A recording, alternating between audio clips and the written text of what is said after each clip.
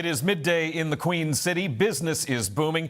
We're talking about all the resources that are available for those who need it most, and we are reaching for the stars, or at least looking at them. Let's do lunch.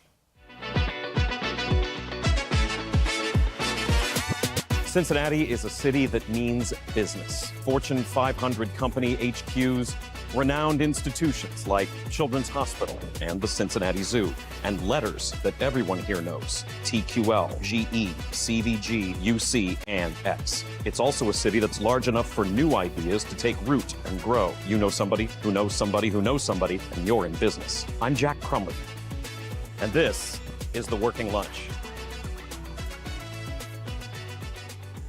Hello, welcome to The Working Lunch. My name is Jack Crumley. This is our hour-long business show here on The Crown, where we bring you headlines about the activities of local companies. We bring you exclusive interviews with local leaders, business owners, and more. And we try to squeeze in a bite to eat, maybe something to drink before you go back to face the afternoon. Thanks for watching us today. Cincinnati business headlines to bring you.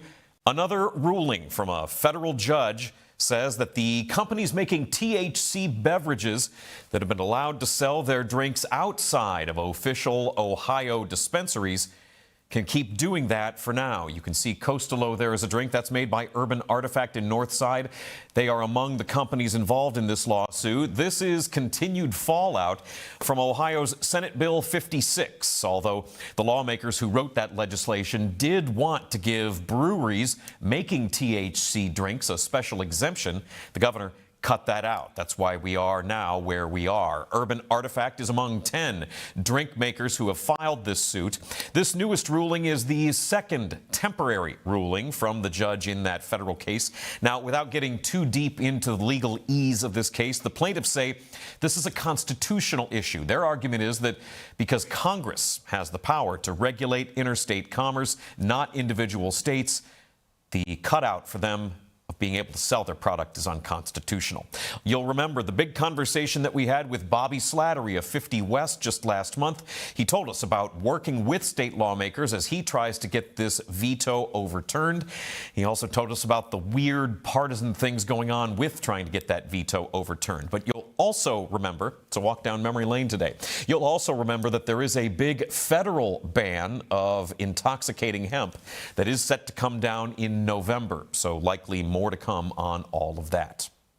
As Kroger is working on its acquisition of Giant Eagle to the tune of more than $1.5 billion, multiple reports out of Florida are now citing sources that say Kroger's plans to expand the Harris Teeter store brand in that state have been dropped. That plan reportedly involved some 80 new locations across the Sunshine State, some of which are currently under construction already.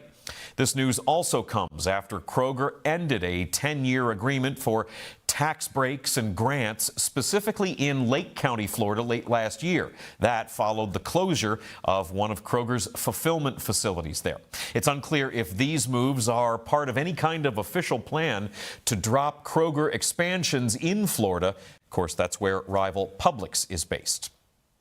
Still don't have a resolution on this yet. Operation problems at the Madison Theater now have the Graham Nash concert that was scheduled to happen there in the next 2 weeks officially called off. The previous operator of the venue in Covington closed about a month ago.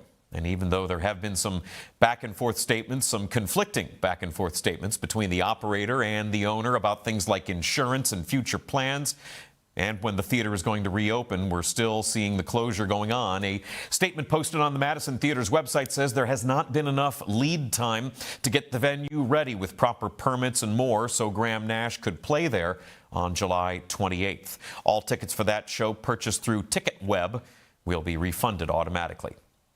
And now for today's Big Bite. Not long after the city of Cincinnati made an announcement about plans to create a new daytime center for people who are homeless. The city also announced it was helping 3CDC in order to buy the now former St. Francis Seraph Church, in part because of the services that the St. Anthony Center provides. So because of all that, I did want to highlight some of the work that's being done around here from a zoomed out perspective, those trying to help those who need it most, and what they are actually accomplishing in this area when it comes to homelessness.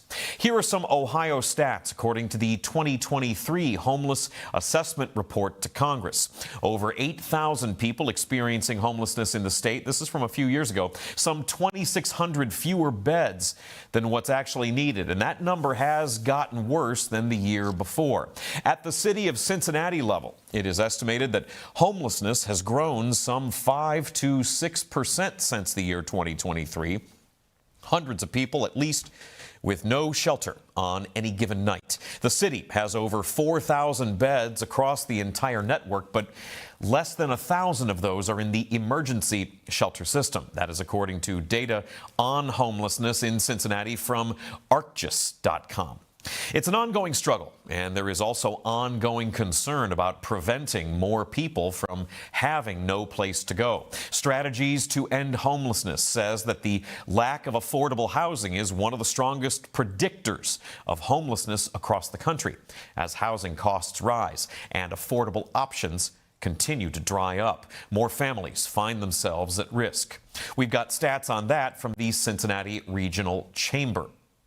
Taking a look at this now, severe housing cost burden. This is where we rank as of data from 2024, ranking 18th best out of 20.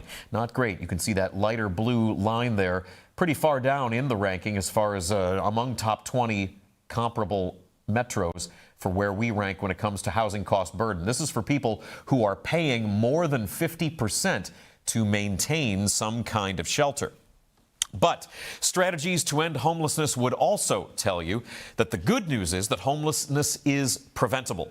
And when people get the help that they need, they can remain stably housed.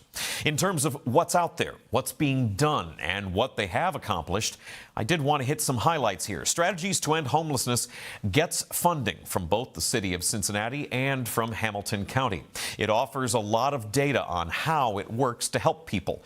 And when you're hosting a business show, you see a lot of emphasis put on things like P&L, quantifiable information. And that's what this group is doing to measure impact, show the effect that it is having, turning insights into impact. Just about $3,700 is the average cost of preventing homelessness versus more than $22,000 once someone is homeless. 95% stay housed 1 year after completing shelter diversion. 98% moved into stable housing through shelter diversion.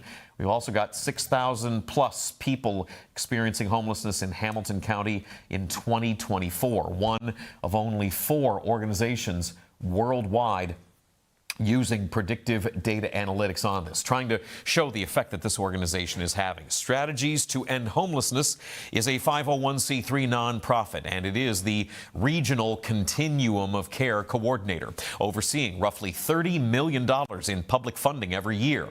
Although there was reporting earlier this year that the federal government was dragging its feet in terms of getting that allocated money out to the agencies that are supposed to get it, along with some other talk late last year about cuts to federal funding altogether. Strategies to End Homelessness talks about the prevention side and also works it by producing videos like this. Take a look. On the flip side, you also have responsibilities as a tenant. Your responsibilities are to pay rent in full and on time and abide by the terms of your lease. You also have the responsibility to report maintenance issues and request repairs. Sometimes tenants will feel as though they don't want to bother the property manager and let things go instead of reporting them. However, maintenance issues can lead to very big problems if they go unaddressed. These are educational videos that are called Rent 101, Apartment Living 101. And that may seem like very basic information, but remember, an ounce of prevention is worth a pound of cure, making sure people know what their rights are and also what their responsibilities are. The city of Cincinnati also has its own areas of help, like the Office of Human Services, that targets 4 pillars. You've got housing, food access, economic mobility, and family support. And this is where Cincinnati's Human Services Fund comes in. Since 1981, Cincinnati City Council has allocated a portion of the general fund to support human services programs. It's at least 1.5% of the general fund. For fiscal 2027, that is just over $10 million. Here's how that all breaks down when it comes to housing specifically. Lots of group names name-checked here in this that I recognize. Certainly Bethany House is a recognizable name in there.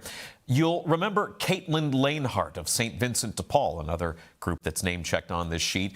One of my very first guests here when the Working Lunch launched, we talked about the evolution of nonprofit leadership and the role of corporate partnerships as well. But getting nearly $200,000 from the city for rent and utility assistance, specifically earmarked there for SVDP, that also incorporates financial literacy support. That's all part of how we all help each other. And the idea that a portion of our taxes is going towards social services, that's an important part of society. That's why we're doing all this in the first place. Cincinnati's Human Services Fund is administered by the United Way, and I am looking forward to having United Way President and CEO Moira Weir on the show next month. That is a programming note. Mark your calendars, August 10th for that.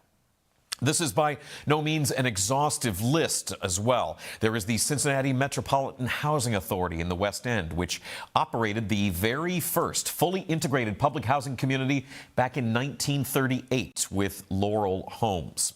The Greater Cincinnati Homeless Coalition is a social action agency committed to eradicating homelessness and providing dignity to people, giving them a voice. There's also Generosity 513, which offers outreach through Cincinnati's urban core. That's a map of their service area, connecting people who are dealing with mental illness and addiction, which all comes sometimes hand in hand with homelessness, along with all that, to service agencies, connecting those people with service agencies and case management. That doesn't even get into things like Habitat for Humanity, services offered by churches across the area, and a lot more. To be clear, there is a tremendous need, but there is also tremendous work being done to help by nonprofits, church organizations, and more. And we know that the city itself is looking to do more by starting a new one-stop day center, a partnership that was recently announced, and also efforts that the city recently announced to preserve the work being done by outfits like the St. Anthony Center. We're going to talk about that and more with Cincinnati Business Courier reporter Chris Wetterick. That's when we come back. You are watching the Working Lunch on The Crown. Got some stocks of local interest for you to peruse before we go to break. Stick around, lots more to come.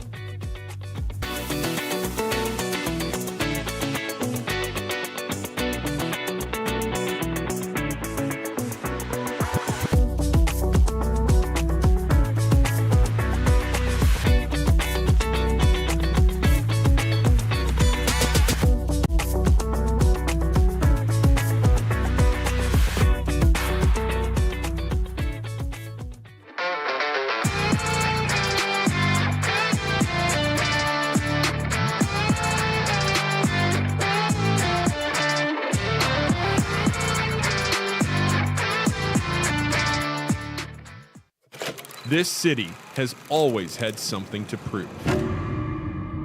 While the rest of the country talked about us, we built our own voice. Blue collar, underdogs, built differently, overlooked, talked about like we were supposed to stay quiet. But that was never who we were, because this city doesn't wait for permission. And neither do we. And now, for the first time, Cincinnati has a network built in its image, because the biggest stories in this city deserve more than highlights. This isn't cable television. This isn't national media. This is ours. This is The Crown.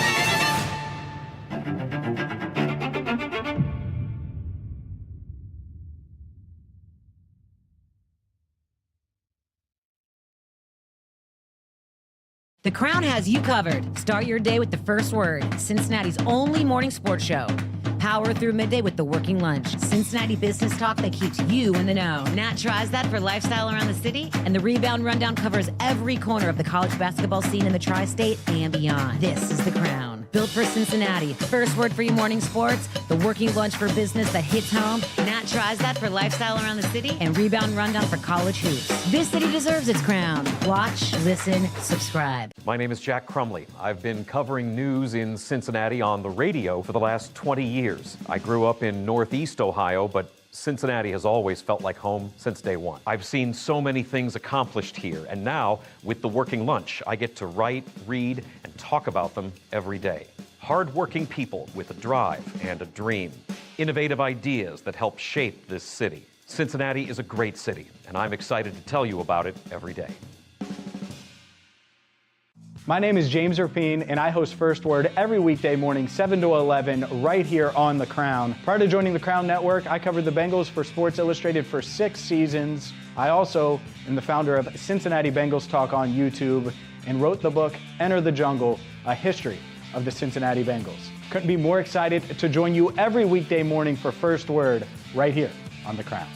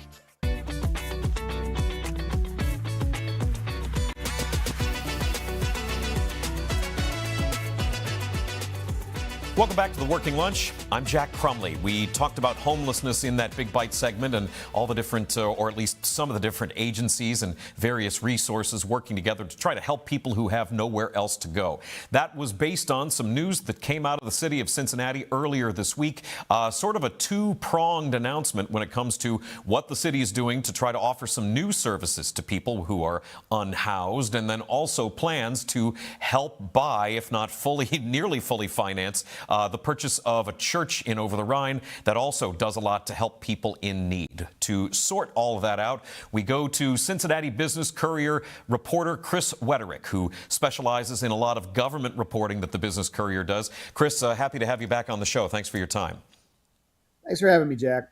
So this is again, it's a two-pronged thing. There's two different things going on. The city has announced that it is looking to create a day center in a partnership that's going to be sort of a one-stop shop for various needs for people who are experiencing homelessness. And then the second end of it is that the city is helping to finance the purchase by 3CDC of St. Francis Seraph. These two things aren't necessarily related, even though they feel related, right? Yeah, basically what the city is doing, the St. Francis Seraph campus went up for sale earlier this year. They closed the church. And that's more than just the church. It's important to remember. There's the St. Anthony Center, which is next door, some other buildings nearby. And so the concern on the city's part was that some out-of-town entity could come in, or maybe even an in-town entity could come in and close down the St. Anthony Center and basically, shut down or really put into uncertainty the services that are there. And so the city and 3CDC decided to go ahead and buy the campus from the city's perspective and Mayor Aftab Pureval's perspective. They want to get control of major development sites, and this is potentially one of them. It's located on Liberty Street, busy street. Key part of Over the Rhine, also divides the north and south parts of Over the Rhine. So they felt like it was an important property to have under control so that, the city government and the nearby neighborhoods could all have input into what actually goes there eventually. And Yeah. so that's why they went ahead and purchased it. Yeah, and so and 3CDC is buying it, but the 3CDC is only kicking in $1 million, and the city is then kicking in another $4. 3CDC, which is a nonprofit, Right. is going to be operating that. And the whole thing, so the Franciscans just put a for sale sign out. They've been sort of restructuring along with what a lot of the archdiocese is doing. That parish at St. Francis moved up into St. Bernard, I believe. But so there was really no previous coordination, as far as we know, between the Franciscans and the city, and once the for sale sign got put out, that's when people stepped in and said, wait a second, let us help. Yeah, that's the story that we've been told, is that the city was as surprised as anybody when the church ended up closing and went up for sale, and so they viewed this as an opportunity. I mean, the city's even before this, a couple years ago, the mayor and the city manager had in the budget money for this day center, which they believe is an important, kind of gap in our services for homeless people and folks who are having trouble. And so they wanted to provide a place, that people could go during the day and get services and, basically chill out, get off of the street, more or less. That's something that I don't think people really understand, how homeless shelters sometimes work. Right. During the day, they're closed. You can't just kind of hang out there for the most part. And so, they want to give people a place to go. And in a way, the St. Anthony Center already kind of offered some of those services. They provide meals, care for people's feet, showers, hygiene, behavioral health services, those types of things. And so the city's idea, the way that they're kind of related is, they hope down the road that the St. Anthony Center services will be incorporated into this new day center. They're calling it a center of care, but it's really important to emphasize the daytime nature of this. The city's not really looking to build another homeless shelter where people are staying at night. They're looking to build something that's operating during the daytime. Yeah, and this was, I remember last year when the city announced that it was doing about $5 million and it was going to buy a facility out in Queensgate. Did that just never shake out, or do we still don't know exactly where this day center of care partnership place is going to be, right? That's correct. And they're still looking for a site. They don't know exactly where it will be. One thing that the mayor made clear this week was that the day center will not go on the Francis Seraph site. So it will be somewhere else. The mayor, emphasized that this will be in the urban core. And this is important because, there's been a lot of, chatter over the years over the movement of some of these services out of over the Rhine. Right. People, that is somewhat controversial among some of the folks who kind of think that there's been gentrification and people have been displaced in over the Rhine, and there's been a certain amount of that, of course. But I asked the mayor, look, what do you mean by the urban core? And so he listed Queensgate, the West End, over the Rhine, or downtown as the places where, this would end up going. And so we don't know where the daytime center will be, but we know that, that he believes that it needs to have bus access to the shelters that are in Queensgate and, some that remain in, over the Rhine. And we know that, that he doesn't want to ship it off into some far-flung neighborhood. Yeah, well, and I also remember, when the city announced that it had this unspent $5 million and it had its eye on this Queensgate facility, there was a little bit of reaction at the time, too, of why would we have the city spend this money to do this thing when it could be used toward existing organizations that are already around? We were talking about how, all the different things that Strategies to End Homelessness does. They already work with the city and the county. There's any number of currently existing organizations. Some concern about why the city was starting a whole new thing to start this whole new thing.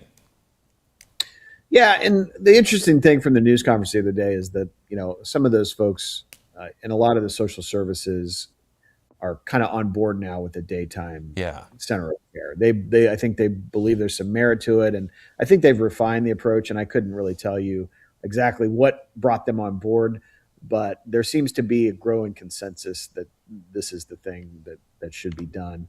But yeah, you're right. Last year or whenever, there was a little bit of confusion among the social service community as to what the city was proposing and what it actually wanted to do. And so it seems like there has been some attempts to build consensus down at City Hall among those groups.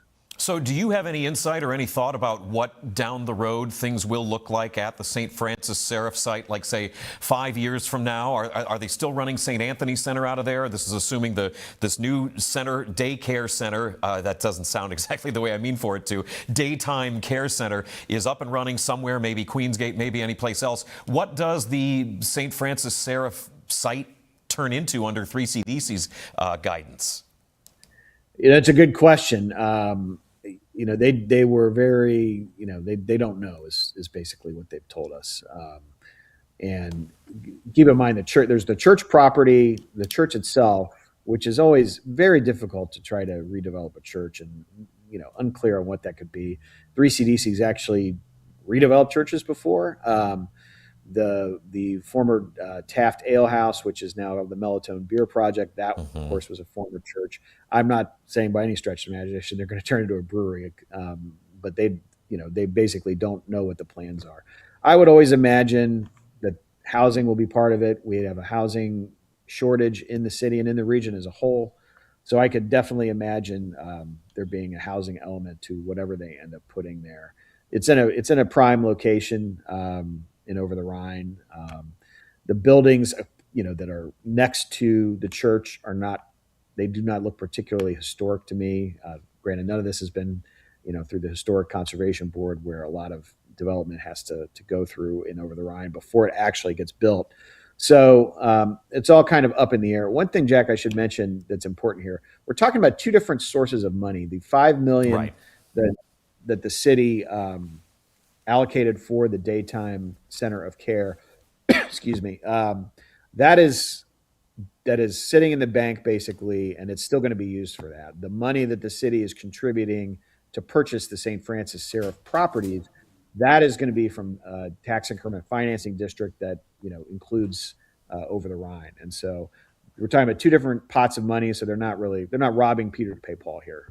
Yeah, no, I think that's an important thing to point out on this, that that money the money's being used for what it's designed to being used for. We're certainly not dipping into general fund stuff to do this thing, and I know a lot of people like to get very harumphy about sometimes as far as what resources are being used to help folks in need. Let me ask you one other thing, Chris. As far as this plan for this day center of care partnership, does this feel like some sort of really big game changer move that the city is making? The mayor, I think, made a few statements about how this could really change the way the city delivers services. Does this have a vibe of like a game-changing kind of move?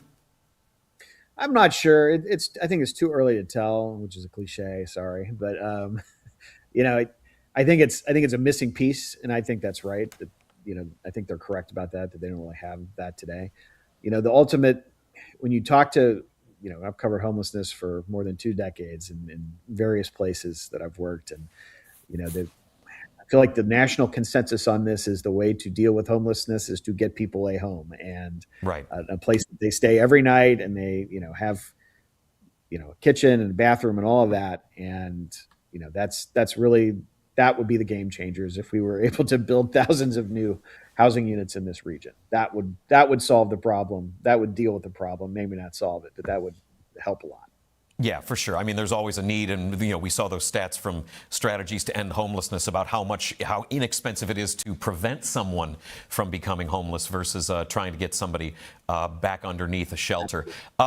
Chris, what else are you cooking there with Business Courier? You want to tease out anything that's going to be coming up today? I am working on a cover story today, so no daily stories from me today, but I will be back at it next week. Right on. Chris Wetterick really keeps an eye on a lot of government developments and the role that government plays in business for the Cincinnati Business Courier. Chris, you do great work. Thanks for coming on the show. Thanks for having me, Jack. looking to get a deeper dive into the role that the city plays and the various resources that we all contribute to folks who have no place else to go. We're going to make a bit of a pivot here. We're going to take a break. When we come back, we're going to talk about the Cincinnati Observatory with some recent news about renovations going on there in one of Cincinnati's longest running landmarks, what it means for folks who like space, and what the plans are going to be going forward. All that and more with Cincinnati Observatory Executive Director Anna Heyman coming up after the break. Stick around. You're watching The Working Lunch on The Crown.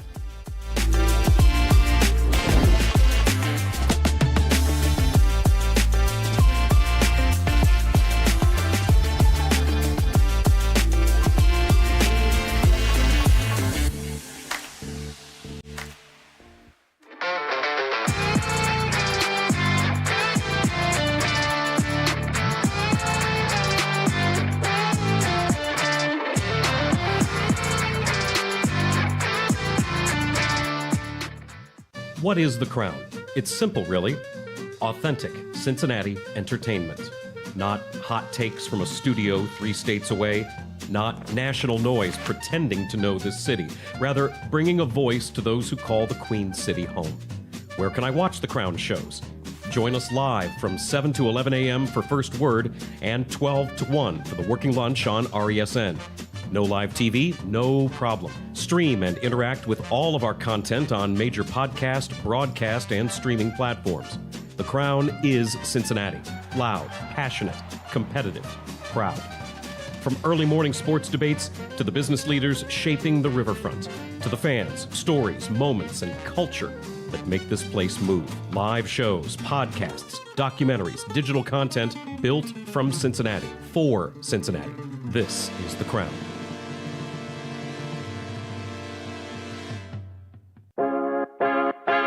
Hi, my name is Natalie Jones. Just your typical 40-year-old Cincinnati girl. Although, no, I'm not married or divorced. I don't have any kids, and I don't live in the neighborhood I grew up in, which is the West Side, by the way. But what I do have is a lot of freaking time, and I've been using it well. So come along with me on this grand adventure, because I've been trying all the new around town that you need to know about. This is Nat Tries That.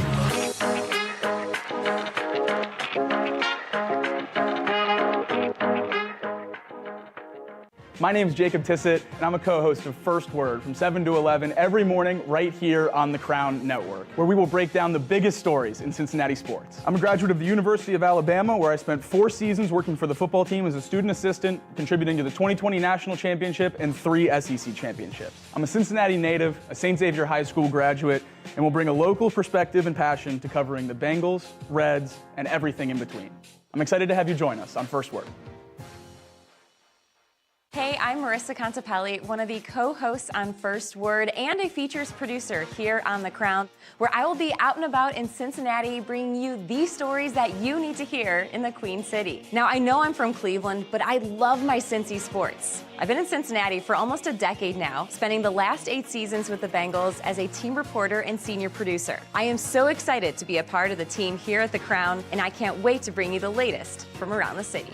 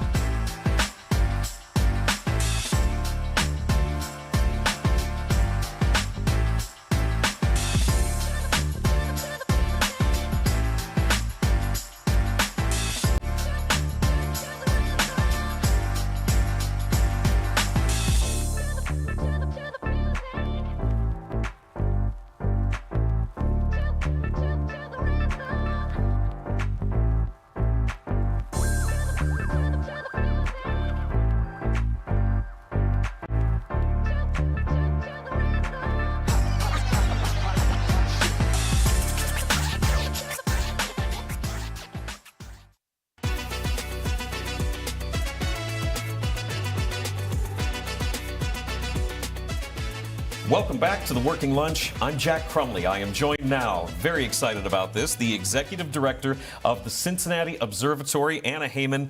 Thank you very much for coming on the show. Thank you for having me. I appreciate you coming on. It was a little bit short notice, which I'm very grateful for, and also in the idea that you guys you're a little bit busy right now. The observatory is undergoing some important changes. Yes. And I wanted to bring you in to talk about, let people know what's going on, what's still going on with all that work, and everything that you guys still have to offer, because it's not like the observatory is closed. That's right.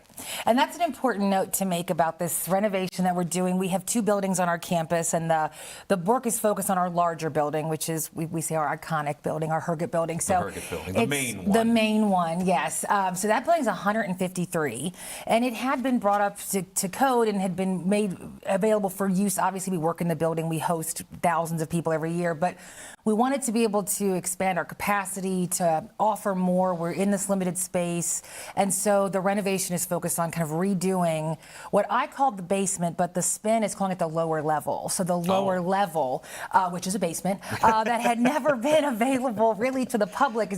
It was brought up to code, basic renovations in the late 90s, but then now we're going to have a state-of-the-art museum space. We're going to have a curator's office. We're going to have ADA accessible restroom and walkways. So it's a lot going on and a lot happening. And for us, it's a first big renovation in 25 plus years. So yeah. Is that hard to plan out doing renovations to a 153-year-old building that I think you guys have historic landmark status? We are a National Historic Landmark. We're in a city designated historic district, the Observatory Historic District. So I'm not sure how long the show is, but I could tell you exactly how difficult. Yeah, it has been. Yeah, it's definitely, there's just a lot of care that we feel. We obviously, we feel like we're stewards of, these incredible buildings. And of course, our telescopes, our Mitchell scope, which is in our smaller building, is the oldest public telescope still in use in this hemisphere. So and it still works. You can still see into space on this thing. Absolutely. It's 7 or 8 generations of Cincinnatians and beyond have looked through the scope.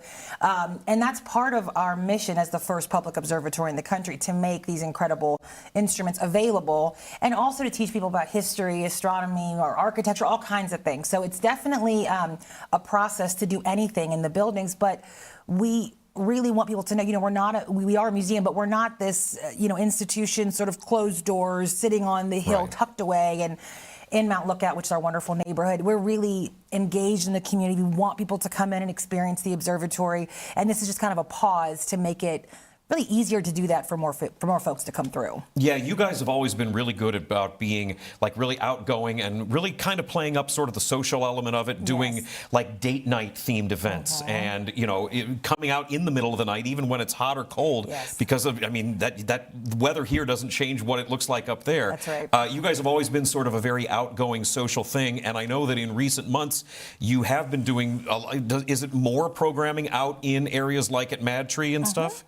Yes, we're definitely, we always try to balance having people come to us with, again, this idea that we're trying to engage folks from all over the tri-state and beyond. So we go out, we have partnerships where we'll partner with, for example, the Cincinnati Symphony. We are part of their monthly events, or going somewhere like Mad Tree and setting up our inflatable planetarium. But we really are shifting, of course, to being able to be off-site more, since the building that we do have available is our smaller building and just doesn't have the room to host the size groups we're used to. Yeah, you were talking about this idea of the renovations that are going on in the lower level, let's call it.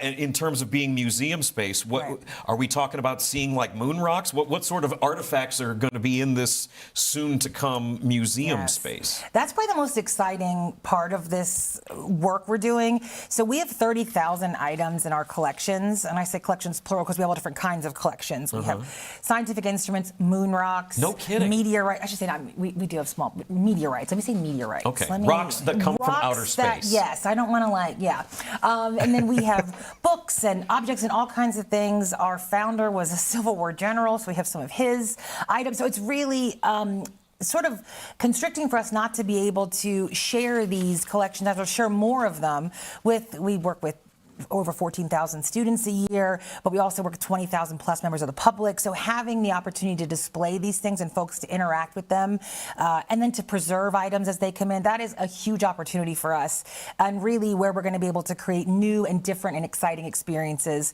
We don't want people to say, oh, I came to the observatory, I saw it, now I'm checked it off my list, and we say, oh, I'm going to come back for this exhibit or for this program. So that's where the collections display will really give us some versatility and help us to expand in what we're offering. Does that potentially also involve bringing in like touring exhibits, like high-end science things that are on, like maybe more of a national tour? It is, yeah. So that's something that we have just not felt we were able to properly do, lend items or receive items, whether they're being borrowed or from a touring exhibit. So that, again, we are not going to be the museum center with, 6 million collections, but we really do feel like we have a cool space, we have a cool story, and now we would be able to expand in that way to have different items come through, different exhibits, and that is a really great prospect for us. Is that like one of the ongoing challenges of being the executive director of the Cincinnati Observatory that's been going for 100+ years? It's the oldest in the public observatory in the country. That's right. Is that sort of an ongoing challenge for you as executive director in trying to figure out, helping come up with programming, and the idea that people who live around here think, well, they go once and they check it off the box and then they never think about it again? Right. That's definitely something that we have a great program team of PhD astronomer on our team as well that helps to try to think of. We try to meet people where they are in terms of just their curiosity and interest in space, and we're the venue for it. But we want to definitely make sure, and that's definitely an ongoing challenge of saying, I know maybe you've been here for a date night, but you can also come for an architectural tour, or you could go to one of our partner events, or we have classes, or whatever it is. So, and things like the Artemis launch were huge for us because it really renews interest. And we're small enough, we can be pretty flexible to add programming, or, oh, this is a real interest item, let's make a class about, whatever. So that's also how we're trying to bring people back, but it's absolutely an ongoing challenge, but also an opportunity. So we try to embrace it as how can we get folks to come back and really engage with what we're doing in multiple ways. Yeah, you guys have a couple events coming up here very shortly. In fact, tomorrow evening is Family Astronomy Night, focusing on exoplanets. What's an exoplanet?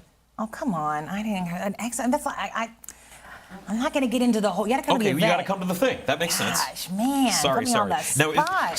So is Family Astronomy Night? Is that happening in the space you guys still have open at the observatory? So we have another fancy word, a trailer. We have a mobile classroom on site that we are doing programming in. So we have that space as well as our Mitchell classroom. And then coming up on Saturday is a Pride event in terms of wanting to be outgoing and spaces for everyone, which I think also the idea that there's room in space for everyone. That's a part of just sort of ongoing outreach that the observatory does. It is. I think what we want to see, spaces for everyone has so many great sort of connotations or implications, but really for us, a lot of the work we do is reaching, again, with the students. We work with underserved students, folks that couldn't maybe access the observatory. That's why the focus on the ADA accessibility is something in a 153-year-old building is hard to do, but was an important cornerstone of the project because we're just trying to make what we have. We feel like that's so core to our founding, and we're continuing that. Just being able to come and experience the observatory, what we have to offer, no matter kind of where you're coming from or what your experience is. Yeah, keeping it out there for folks.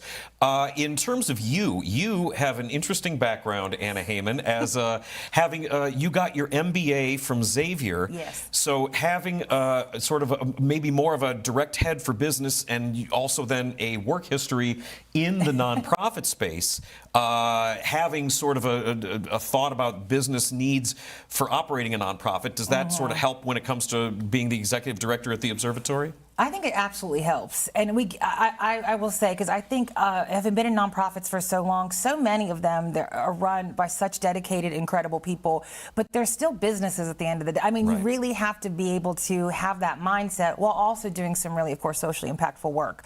So I think sometimes our model is a little bit tricky because I'm the executive director, we have an astronomer and a program team, but neither one of us could do it all ourselves. So the programming side and sort of that being the go-to resource for space and science knowledge, but then there's also this kind of like, well, who's gonna be on our board? How are we gonna make our budgets? What are we gonna be? What's our plan? What's our strategic plan? Where are we going? So I think, and that is a team effort, but the MBA background has absolutely been helpful in helping to work it like a business and grow the organization like a business, but then also have, of course, this incredibly important mission. It feels a lot like, the way that broadcast media tends to work, or any sort of media where you've got ad sales and programming, Right. and the sales fuel the programming, but then the programming also says, hey, look at all the people that are watching. We've got sales. You're talking about your program person and you on the executive side, one hand sort of washing the other.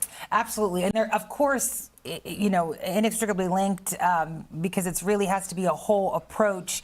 We don't do things and, I'm going to have this event or this class. Everything is meant to be done, again, strategically and purposefully. We think about our audiences, we think about who we're trying to reach and what we can offer. That is what I think I like the most about it. We just want to give information and get people excited, and we think we have a lot to offer in those ways. Is there a seasonal element to the observatory? I would imagine it's tougher. Is it tougher to get people to come out and do stuff at the telescope at night when it's cold out versus this time of year? Yes, you have to be a little bit adventurous, maybe a little bit intrepid, because when we go, people think, I'm in this nice air-conditioned space, which our classrooms are, but then it's like, well, you're about to go into a dome that's going to be the same temperature roughly that is outside. Right. So generally, and we are mindful, of course, for safety if it's too hot or too cold. But I think in a way, people, we always feel like they're so interested in having the full experience, and they want to be able to have that one-on-one opportunity with the telescope. So usually people can power through, but we definitely, and when we use our outdoor space is another thing we want to do. It can be hard. Cincinnati does not always cooperate weather-wise, as we all know, or Ohio. So, but it definitely gives us a challenge to what can we do if we can't be in the domes or we can't view, because even clouds will, I don't want to say ruin our events, but they'll definitely put a damper on them. So we try to shift as easily as possible. That feels like it would be really stressful to be, running an outfit where you've got various programming plans that get scheduled out months in advance, and then being so weather dependent, more so than just whether or not it's going to rain at a baseball game. Like a little bit of clouds can really mess up. Does that drive you crazy? Yes. Yeah, this is like a therapy session. I like this. Yes, it does kind of drive me a little crazy. Well, I think that the other thing is the expectation. People expect, we can have these great programs and activities and different things, but of course, understandably, people expect I'm going to an observatory, I'm going to be able to view through the telescope. So we started doing some alternate viewing dates, which is nice. So if you come and you do a program and you can't view, there are some set dates we have that you can try to come back. We just want to, exactly, kind of like a rain check, but it is it also is frustrating during an event. Like, let's say we're like, okay, now it's the time for this speed. If we get a clear spot, someone will come running in and be like, we got a view of Saturn, come on over. And I'm like, I was just getting started, That's but so funny. That's okay. We've all learned to adapt. Definitely, it's been a good lesson for me to be like, gotta go with the flow a bit, but it can be a little bit frustrating. Now, speaking of learning to adapt, I have one other question for you, and it's really, really important. What can we do when it comes to this nonsense about Pluto not being a planet anymore? Finally. It needs to be said. I'll say it. It's making me crazy, and I've got sort of the mindset like things can change. I understand that we are living and evolving, and if things aren't changing, you're not evolving, and so that things can change. But in what world are we living in where Pluto's not a planet? It's a big rock that circles around the sun. God, how much time? How much time? Let's go. Yeah. So this is an ongoing thing. I think that the criteria, whatever, you're right. Why are we being bullies? Why are we kicking people? I don't care about. Can we leave Pluto alone? Can we leave it alone? Can we just let it be? Come on now. Poor Pluto. So yes, this is an ongoing personal mission to vindicate Pluto. It should still be a planet. It's not emotional. It's science. I just think we just leave it alone. Well, listen, I'm with you. And if there is any sort of grassroots campaign that we're looking to start, a petition, maybe Cincinnati's got the oldest public observatory. This would be a great ground zero to get this message out there and get Pluto the respect it deserves. Anna Heyman is the executive director of the Cincinnati Observatory, going through some renovations now for the next year, but you'll be back next year as far as fully operational. Yes, that's correct. Check them out on social media for the programming that they are doing. There is still stuff going on. Cincinnati Observatory, one of the really nice resources that we have here worth checking out. We've got to take a break. We'll be back with more Working Lunch after this.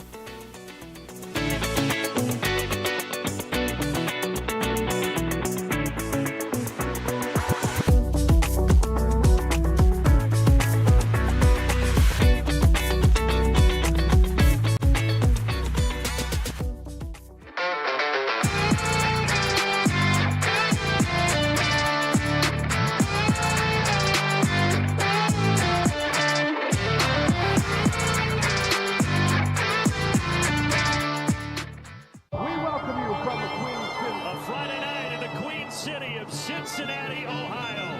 We welcome you from Cincinnati, Ohio. Nick Ham with the fan favorite to put it away. Touchdown, Cincinnati. Oh, what a catch. The Cincinnati Bears score. And look who scores in the Reds win.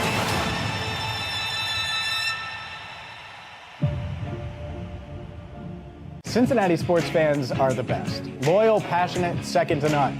This city lives and breathes sports, and now it finally has a morning show to match. I'm James Rapine, and this is First Word, the only morning sports show in Cincinnati and the place where every day starts.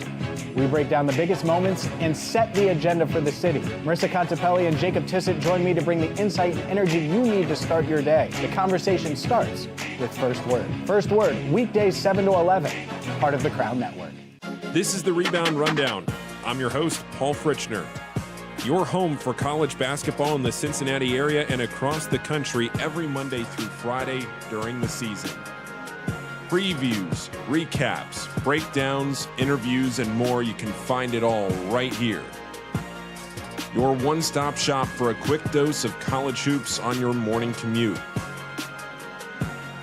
Make sure to subscribe on YouTube and wherever you get your podcasts. Hi, my name is Natalie Jones, a Cincinnati native, and I have been in media for about 10 years now. Formerly on the radio here in Cincinnati, I grew my love and obsession with finding all things fun in Cincinnati and have now made it my life. I'm originally from the west side here, and then I've pretty much been a downtown girl ever since college. But I did leave for 7 years, and during that time, I really grew and harnessed and cut my teeth doing stand-up comedy in Los Angeles, learning how to ski in Colorado, and now I'm back here in Cincinnati, driven by curiosity and grounded by family. I'm Paul Fritchner. I'm a 2019 graduate of Xavier University, and I've been covering college basketball for 10 years here in the Cincinnati area. I'm the host of the Rebound Rundown, a daily college basketball podcast during the season and a weekly show in the off-season covering everything you need to know about your favorite team. And if you're not a fan of a team here in Cincinnati, I have you covered from the national perspective as well. Follow it on YouTube and wherever you get your podcasts.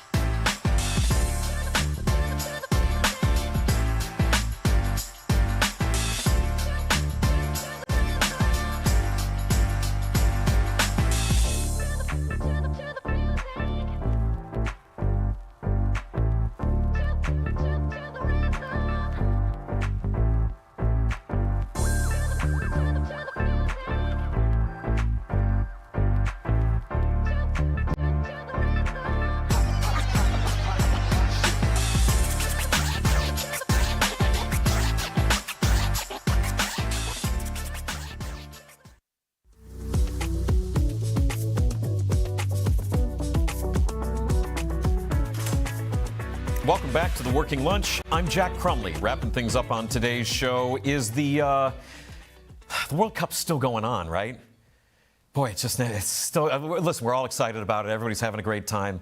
England and Argentina this afternoon at 3 o'clock. There's a watch party at the banks, but you know, we probably need to make peace with the fact that the World Cup's never going to be over with. It just, this is how we live now. In terms of planning for future World Cups, some interesting stuff. I think we finally have time to get in on this segment that I wanted to do. I've had this thing on lock for what seems like a lifetime, but because the FIFA World Cup is just ongoing forever, this has been able to sit pretty evergreen. In terms of planning for FIFA World Cup 2030 and all the different networks that are going to be vying for coverage of that. You know, this is big money. This is the biggest sport in the world. Everybody goes nuts when the World Cup is starting.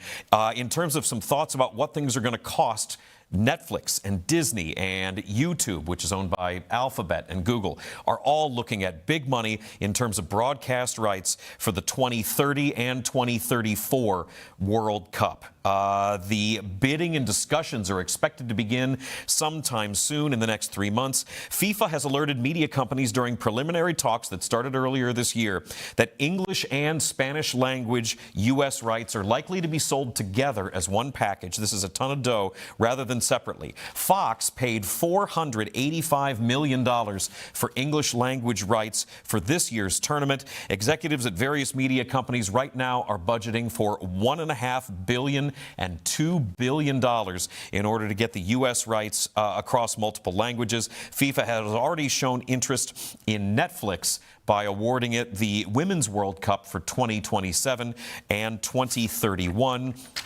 If English and Spanish language games are sold together, NBC Universal isn't likely to compete for those kind of prices. That would remove Telemundo as a partner. NBC's already shelling out billions for Sunday Night Football, getting in on the football that everybody plays all around the world that we call soccer.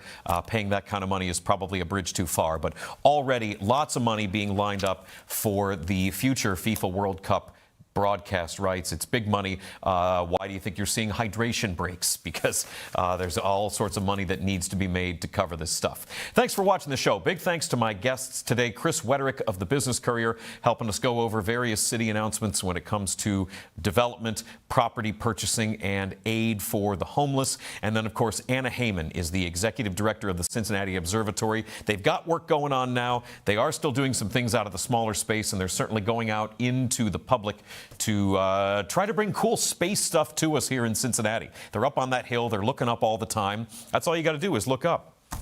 In terms of what you got to do to look at us, we have various options. Of course, you can stream us live or on demand. CincyCrown.com. There is a new Nat Jones show that came out this morning. That's the interview show that Natalie does where she gets into the meat and potatoes of various people, really turning them inside out and having them talk about their various passions and fears and more. We're back tomorrow morning. First Word with James Rapine, covering all sorts of sports topics and takes. Probably going to talk about the World Cup. That's a thing we're never going to stop talking about. And I'm going to take us home. We're wrapping things up. I'll be back tomorrow to talk more about business here in Cincinnati, which is another thing that we never get tired of talking about here on The Working Lunch and on The Crown. Thanks for watching. We'll be back tomorrow.